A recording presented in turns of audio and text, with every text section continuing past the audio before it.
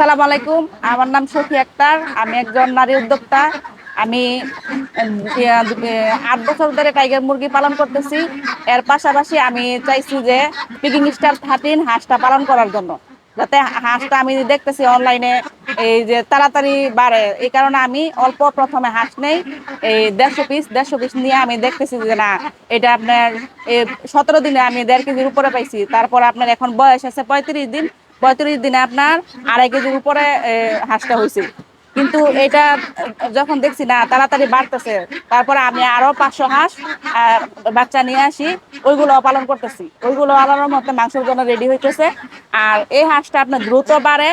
আর হাঁসটা আপনার খুবই সুস্বাদু। যেরকম আপনার ৪৫ দিনে ৩.৫ কেজির উপরে আসে। এখন ৩৫ দিনে ২.৫ কেজির উপরে গেছে। আমার মনে হয় এই হাঁসটা আপনার ৪ কেজির কাছাকাছি চলে আসবে।